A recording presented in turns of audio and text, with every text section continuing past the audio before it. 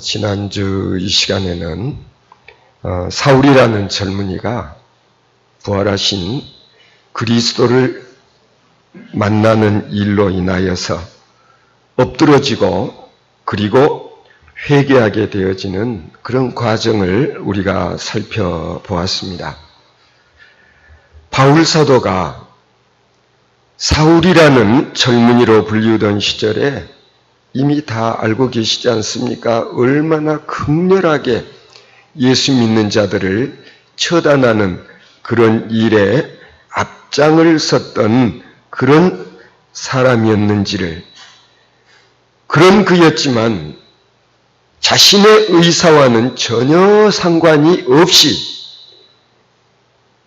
하나님께서는 강권적으로 그에게 역사하심으로 그리스도를 만나는 그 순간에 그동안에 자신의 모든 잘못을 깨닫고 뉘우치고 그리고 회개하는 역사가 있었음을 누가는 이 사도행전에다가 기록해 놓고 있습니다. 오늘 본문 말씀은 바로 그 사건에 이어지는 내용으로 다메섹에 있는 아나니아라는 사람을 만나게 되는 그런 과정이 소개되고 있습니다. 이 본문 내용을 살펴보면 사도 바울은 아무래도 그리스도에게 붙잡힌 바 된 사람이다 라는 것을 알 수가 있습니다. 왜 그럴까요? 자신의 의지, 자신의 생각, 자신의 의견, 자신의 사상과는 전혀 무관하게 지금 사건이 전개되고 있습니다. 사울에게 나타나신 주님께서 그에게 전혀 이러쿵 저러쿵 변명할 기회도 주시지를 않습니다. 순간적으로 눈도 보지를 못하게 만들어 버리셨습니다. 그리고 예수님께서 그에게 말씀하셨습니다. 내가 일어나 성으로 들어가라. 행할 것을 너에게 이를 자가 있느니라. 그렇게 지시를 하셨습니다. 그래서 같이 가던 사람들에게 이끌려 이 사울은 다메섹으로 들어가서 사흘 동안을 보지도 못하고 그리고 식음을 전폐하고 있었다. 그렇게 기록되어 있습니다. 어떻게 보면 사울은 이제 주님께 완전히 사로잡힌 바 되어진, 아니 주님의 포로가 되어진 거나 마찬가지였다. 그렇게 말씀드릴 수가 있습니다. 주님은 그러고 나서 곧장 다메섹에 있는 아나니아라는 이에게도 지시를 하십니다. 일어나 집가라 하는 곳으로 가서 유다 집에 머물고 있는 다소 사람 사울이라는 자를 찾으라. 저가 기도하는 중이라. 그렇게 주님께서 말씀하셨습니다. 주님께서는 이렇듯 사울과 아나니아에게 각각 말씀하시고 그리고 지시를 하셨습니다. 들으신 대로 사울에게는 다메섹으로 가라. 그리고 아나니아에게는 집가라는 곳으로 가라. 그렇게 해서 결국은 아나니아와 사울이 만날 수 있도록 주님께서 친히 주선을 하셨다. 우리는 이 대목을 살펴보면은요, 사울이라는 사람과 아나니아라는 사람은 생면 부지의 그런 관계에 있었구나라는 것을 알 수가 있습니다.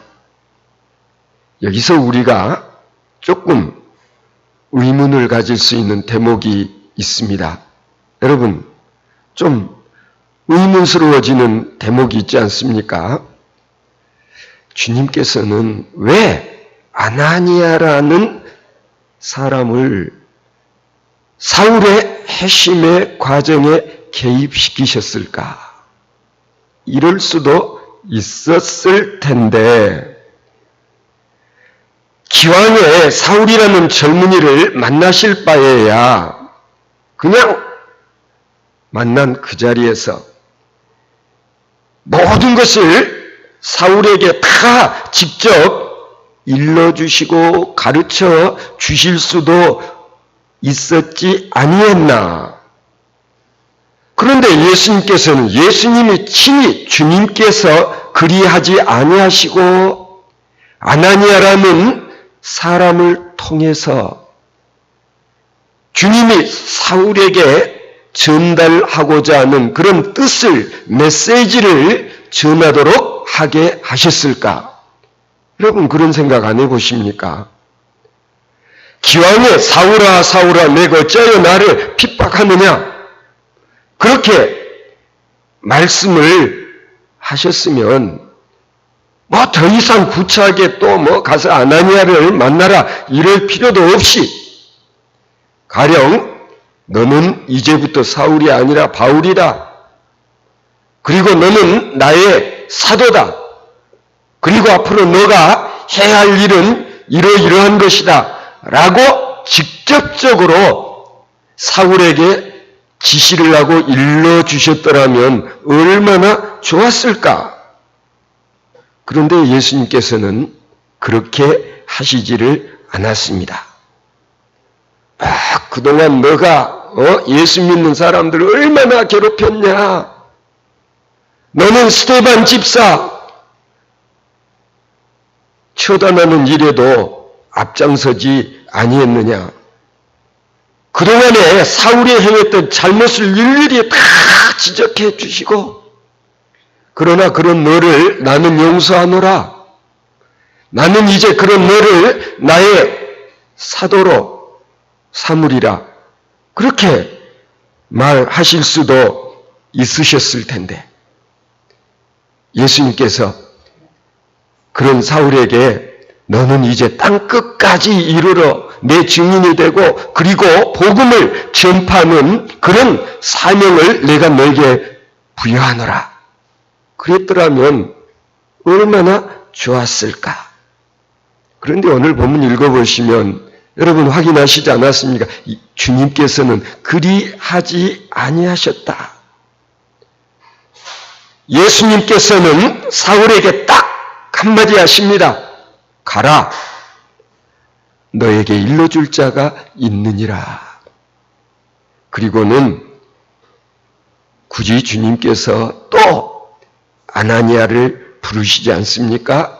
그리고 그에게 지시를 하셨습니다. 여러분 어떻게 생각하십니까? 왜 아나니아를 통해서 주님은 말씀하셨을까? 나는 내가 핍박하는 예수다. 여기까지만 말씀하시고 그 다음 일은 아나니아를 통해서 들으라고 그렇게 말씀하시는 게 끝이었습니다. 여러분 우리는 여기에서 이런 교훈을 들을 수 있어야 합니다. 주님께서는 우리에게 직접 모든 것을 다 말씀하시지 않는다. 누군가를 통해서 들려주신다는. 오늘 아침에도 우리 큐티 할 때 우리 백 집사님께서 그런 질문을 하셨어요. 바로 이와 같은 거예요. 왜 때로 하나님께서는 직접 우리에게 계시를 하시지 아니하고 그렇지 않습니까? 때로는 이스라엘 백성도 그랬죠. 모세를 통해서 그리고 숱한 예언자 선지자들을 통해서 말씀하시지 않았습니까? 왜 그리 하실까? 가끔 우리 신앙생활 하다 보면은요, 이런 분들 만날 때 있지 않습니까? 내가 기도원에 가서 기도하다가 직통 계시를 받았다. 하나님께서 직접 내게 말씀하시는 것을 나는 들었다. 뭐 이렇게 말하는 분들이 있습니다. 그러나 여러분, 성경을 구약, 신약, 정독을 하면서 한번 확인해 볼 필요가 있습니다. 성경은 우리들에게 예시하고 있습니다. 그게 뭔가? 주님의 귀한 종으로 쓰임받게 될 바울 사도까지도 주님께서 그에게 직접적으로 말씀하는 것이 아니라 아나니아를 통해서 말씀하셨다. 여기에는 그만한 이유 있었을 것입니다. 여러분 한번 생각해 보십시오. 부활하신 주님께서 사울이라는 이 젊은이를 만나 주셨습니다. 그러나 아나니아라는 제자를 만나서 배우라, 그렇게 말씀하셨습니다. 내가 아나니아를 통해서 너에게 이룰 말이 있다. 너가 가서 아나니아를 만나면 아나니아가 너에게 뭔가를 일러줄 것이다. 가르쳐 줄 것이다. 그렇게 말씀하는 데는 여기에 상당히 오묘한 하나님의 뜻이 있음을 우리가 알아야 된다는 것입니다. 우리가 이미 사도행전 상고에 오면서 이미 확인한 내용들 아닙니까? 뭐 초대교회는 성령이 충만함을 체험할 수 있었다는 겁니다. 그러나 그 성령 임재의 체험을 통해서 성령 강림의 현장에서 그 뜨거운 그런 체험을 했던 그들이 그것으로 모든 것을 깨달아 알고 통달한 그런 경우는 아니었다. 성령 충만함을 체험했던 초대교회 교인들은 그 이후로도 꾸준히 끊임없이 사도들로부터 가르침을 받았다라는 사실이 상당히 중요한 대목이요. 오늘 이 사건과도 연관이 있다. 그렇게 말씀드릴 수가 있는 것입니다. 때로는 우리도 나름대로의 다른 사람이 하지 못한 신앙적인 그런 체험을 할 때가 있습니다. 주님께서 나로 하여금 이런 특별한 체험을 하게 한 이유가 뭘까? 이 일에 하나님은 어떤 뜻을 갖고 계시는가? 그 당시는 몰랐어요. 그러나 꾸준히 성경을 읽고 그리고 말씀을 듣는 중에 내가 경험한 이 특별한 신앙적 체험이 이게 어떤 의미인가를 나중에서 알게 되어지는 그런 경우가 종종 있는 것입니다.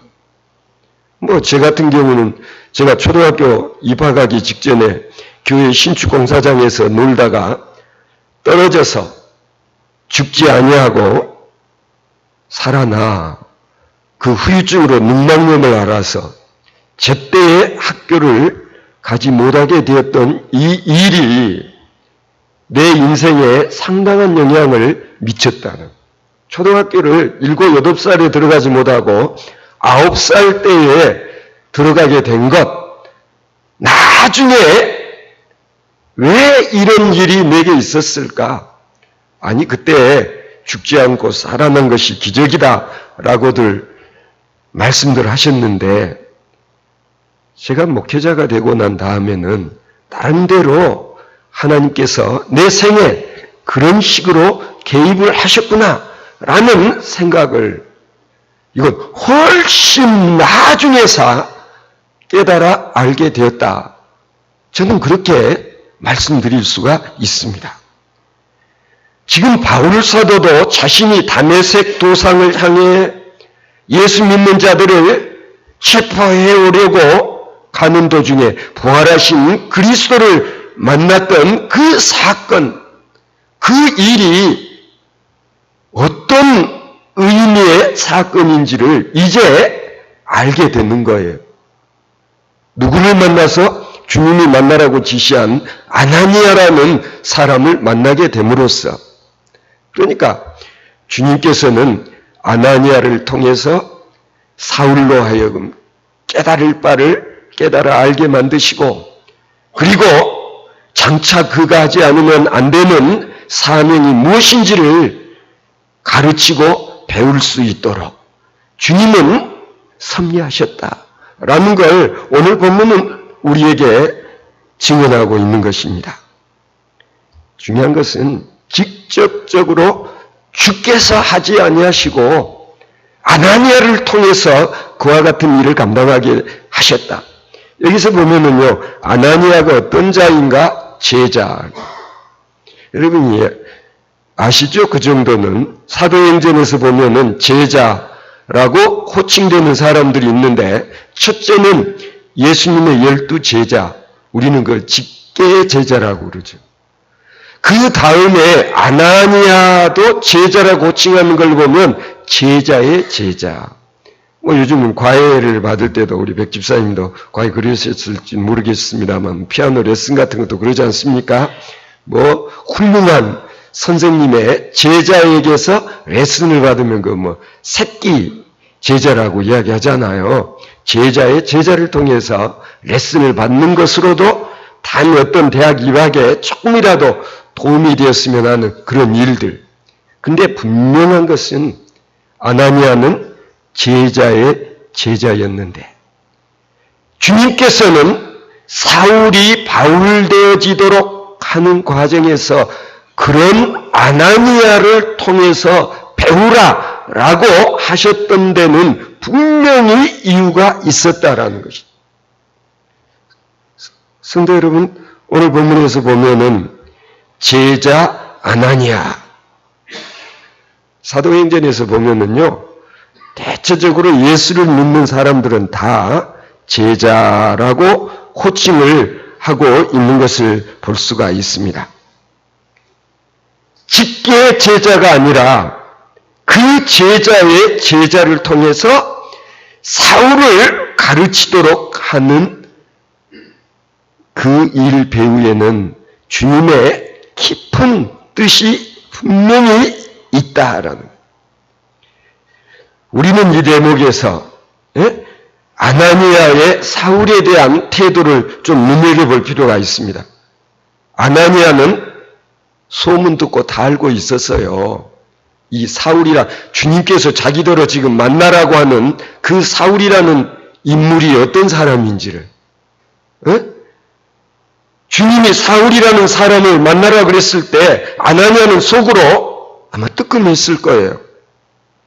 아니, 그 악독한 자, 아니 우리 예수 믿는 자들을 처단하는 일에 앞장이 노릇하는 그 자, 그 사울이라는 인물을 내가 만났다가 내가 체포되어서 끌려갈 수도 있는데 이런 생각 왜 안 했겠습니까?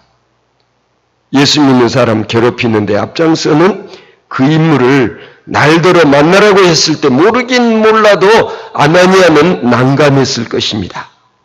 그래서 오늘 본문 말씀 13절, 14절 보시면 그렇죠? 아나니아가 대답하되 주여 이 사람에 대하여 내가 여러 사람에게 듣사온즉 그가 예루살렘에서 주의 성도에게 적지 않은 해를 끼쳤다 하더니 여기서도 어디입니까? 다메섹에서도 주의 이름을 부르는 모든 사람을 결박할 권한을 대제사장들에게서 받았나이다. 이렇게 주님께 자기의 속내를 말씀드렸다. 그렇게 기록해 놓고 있지 않습니까? 한마디로 그런 사울을 주님, 제가 어떻게 만날 수 있습니까? 그런 심정이 여기 드러나 있지 않습니까? 아니, 수행지에 지나지 않는 내가 고양이 목에 방울을 다는 격 아닙니까? 뭐 이런 식의 느낌? 그걸 지금 주님께 말씀드렸지만 주님께서는 뭐라고 하십니까? 단호히 지시를 하셨습니다. 그리고 아나니아는 더 이상 왈가왈부하지 아니하고 주님이 자기에게 지시한 대로 말씀에 순종했다. 성도 여러분, 이 대목이 상당히 중요합니다. 우리가 신앙생활하는 과정에서 때로는 내가 원치 않는 일, 내가 하고 싶지 않는 일들 많이 있습니다만, 그러나 항상 불가능해 보이는 상황 속에서도 주께서 지시하시면 순종할 수 있는 그런 믿음의 자세가 필요하다. 순종하게 되어질 때에 놀라운 기적과 같은 일이 일어나게 된다는 사실을 성경은 우리에게 끊임없이 증언하는 것입니다. 하나님께서 모세에게 애굽의 궁정으로 가라, 바로에게로 가라, 그렇게 말씀하셨을 때 모세가 예 알았습니다. 단번에 순종했습니까? 이 핑계 저 핑계 되지 않습니까? 심지어는 뭐라고 그럽니까? 자신은 말 주변이 없다고. 그런 내가 바로에게 어떻게 가겠느냐고. 뭡니까? 핑계를 댔어요. 왜? 가고 싶지 않았거든요. 왜? 자기가 사람 죽이고 도망쳐 나왔던 그곳으로 자기가 다시 들어간다는 거 뻔하지 않아요. 성도 여러분, 얼마나 하나님의 그런 지시를 받았을 때 모세는 두렵고 떨리고 하나님 말씀 수용하기가 힘들고 어려웠겠습니까? 여러분, 그러나 모세는 마침내 하나님의 지시대로 바로의 궁중으로 가서 이스라엘 백성을 출애굽시킬 단판을 돌렸다는 사실을 우리는 출애굽기를 통해서 확인할 수가 있습니다. 여러분, 사울의 입장도 비슷하지 않았을까? 평소에 그가 혐오했던 사람, 아니 사람 같지도 않다고 생각했던 자들, 신성 모독죄를 범하지 않나, 율법을 폐기처분 하는 듯 불경스러운 자들이라고 여겼던 자들, 저런 자들은 잡아 족쳐 없애버려야 된다고 생각했던 자들 가운데 한 사람이 아나니아를 찾아가서 만나라. 생각해 보십시오. 그것도 뭐 예수 믿는 자들 중에서 뭐 12제자급에 해당되는 사람을 찾아가라는 것도 아니고 이름도 들어보지 못했던, 아마 어떻게 보면은 좀 유명세 없었던 그런 사람 가운데 하나인 예수쟁이 만나라고 했을 때 사울이 그 말을 수용하기라는 게 쉬웠겠는가? 여러분, 인간적으로 보면은요, 자존심도 상하고 체면이 말이 아닙니다. 그런데 중요한 것은 사울은 주님의 그 지시에 순종했다. 우리는 신앙생활 할 때에 하나님께서 나에게 무릎을 꿇어라 하면 꿇어야 되는 것이고, 먼저 믿은 아나니 앞에 무릎을 꿇어라 주님께서 지시하시면 가서 꿇어야 된다는 것. 순종이 제사보다 낫다. 성도 여러분, 주님께서는 이런 일들을 통해서 교회라고 하는 신앙 공동체의 특성이 어떤 것인가 하는 것을 드러내 보여주시는 것 아닐까. 교회라는 신앙 공동체, 적어도 교회 안에서만큼은 세상적인 지위의 높고 낮음, 세상에서 한가락하는 요직 높은 지위에 있는 사람이니까 교회 안에서도 우두머리 역할을 하고, 그리고 세상에서 별 볼 일 없는 사람이니까 교회 안에서도 그냥 별 볼 일 없는 일이나 하라고 그러고, 교회는 그렇지 않다. 적어도 주님의 몸된 교회, 신앙 공동체 안에서는 세상의 귀, 명예, 아니면 소유의 많고 적음, 이런 것에 의해서 교회에서 역할과 지위가 주어지는 것이 아니라, 뿐만 아니라 예수를 얼마나 오래 믿었느냐? 야, 군번수로 따져보자면, 아니 밥그릇수를 가지고 혈해볼 때에 너와 나는 아니야. 너는 이제 우리 교회에 나온 지가 며칠이나 됐다고. 오래된 기성교회에서 보면 이런 일들이 종종 있습니다. 네가 우리 교회 온 지가 얼마나 됐다고 설치냐고 뭐 이런 식의 꾸지람을 듣는 경우도 있잖아요. 이것은 교회의 본질과 속성을 몰라서 하는 말이에요. 예수님께서 분명히 말씀하셨다. 먼저 된 자가 나중되고 나중된 자가 먼저 될 수도 있는 곳. 그게 바로 신앙 공동체, 교회라는 거예요. 그러니까 신앙의 연륜이 중요한 게 아니라는 거예요. 왜 장차 주님의 귀한 일꾼으로 쓰임받게 될 사울을 굳이 예수의 직계 제자가 아닌 아나니아와 같은 제자의 제자 정도에 해당되는 사람을 통해서 주님이 사울을 훈련시키기 원하셨는가? 그에게 메시지를 아나니아를 통해서 주시기 원하셨는가? 하는 점은 어떻게 보면 나보다도 연령적으로 나이도 어리고 뭐 이런저런 경륜도 짧지만 때로는 주님께서 그러한 자들을 들어서 귀하게 쓰실 수도 있다라는, 이게 교회라는 거예요. 그러니까 교회라고 하는 것은 우리가 막 세상적인 어떤 가치 기준에 의해서 똑같이 사람을 세우고 사람에게 어떤 직분을 맡기고 하지를 않는다라는 사실을 우리는 이 경우를 통해서 다시 한번 교훈으로 삼을 필요가 있다는 것입니다. 결국 주님이 주선한 만남, 그래서 사울과 아나니아가 만나게 됩니다. 자, 아나니아가 자기를 찾아온 사울에게 뭐라고 말합니까? 형제 사울아. 자기를 찾아온 사울에게 형제 사울아. 이게 제 일성이었습니다.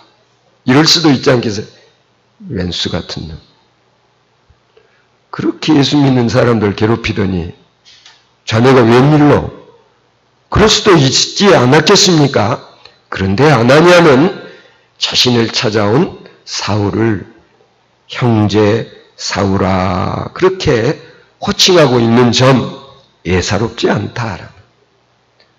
저는 교회가 교회인 것은 피를 나눈 형제 자매는 아니지만 우리는 누구라도 주 안에서 한 형제 자매의 관계를 엮어가는 것이 교회 아닌가.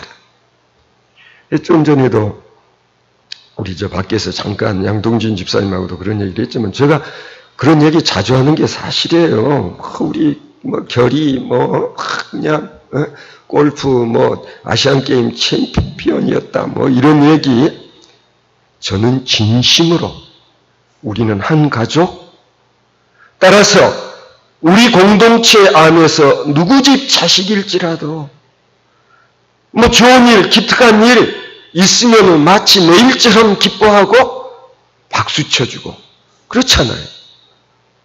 솔직한 얘기로 내가 결이 아빠한테 점심 한 끼 얻어먹었습니까? 그렇잖아요. 그러나 진실로 제가 바라는 것은 우리 성도들 가정마다 맡겨주신 자식들 어느 누구라도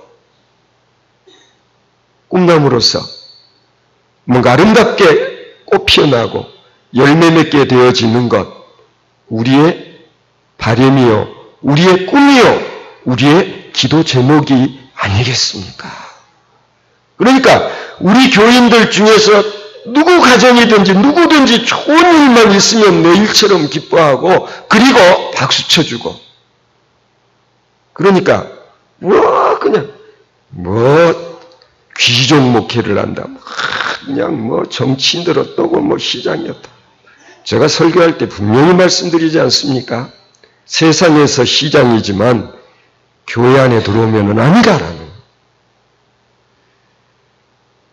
군대에서는 장군이지만은 기지교회에 오면은 평범한 교인 가운데 한 사람으로서 섬기고 봉사하는 그런 장군이 제대로 된 그리스도인이다라는. 그렇지 않습니까? 그러나 중요한 건 뭐냐면 너나 나나 할 것 없이 그리스도로 말미암아 우리는 한 형제 자매의 의식이 있다면 기뻐해야죠. 그리고 위에서 기도해야죠. 그리고 잘 되면 우리의 기도의 응답이라고 간증하는 게 틀렸습니까? 여러분에게 그런 의식이 있습니까? 형제 사울아, 아나니아가 사울을 만났을 때 처음 호칭한 이 호칭 속에 이런 정신, 이게 들어있지 않냐 이거예요. 여러분 생각해 보십시오. 진짜 내가 주님으로부터 사랑받을 만한 존재인가? 뭐가 잘나서? 다른 사람들하고 뭐가 특별해서 내가 특별히 택정을 받아 그리스도인이 될 만한 그런 게 내게 있느냐 말이에요. 저는 정말 그래요. 보면은 막 술 마시고 막 또 뒤에 후회하고 목사님 다시는 제가 술 안 마실 겁니다. 그러고 나서도 또 술 마시게 되고 이제 그런 분들 보면은요 굉장히 괴로워해요. 나는 그럴 때마다 그렇게 생각해요. 술 좀 마시고 안 마시고 담배 피고 안 피고 그 다음에 우리가 경건하고 거룩하게 성별되게 내가 노력을 한다고 하지만은 그러나 저 사람과 얼마나 내가 다르냐라는. 그럴 때마다 저는 늘 이야기합니다. 걱정 마십시오. 하나님 앞에서는 다 도토리 키재기 신입니다. 당신이나 나나 목사인 나도 당신과 하나도 다를 거 없습니다. 그게 솔직한 고백 아닙니까? 그러니까 우리는 정말 주님 안에서, 아니 벌레만 또 못한 나 같은 것을 주님께서 부르시고 나를 제자 삼으셨다. 사도 삼으셨다. 바로 사울이 지금 체험하고 있는 것이 이것인 것이죠. 여러분에게 먼저 주님께서 아나니아에게 사울에 대해서 말씀해 주십니다. 가라, 이 사람은 내 이름을 이방인과 임금들과 이스라엘 자손들 앞에 전하기 위하여 택한 나의 그릇이라 그랬어요. 누가? 사울이라. 아니 아나니아가 생각하기엔 절대 아니에요. 이 사람 아닙니다, 주님. 그런데 주께서 말씀하시기를 네가 만나게 될 사울이라는 자는 장차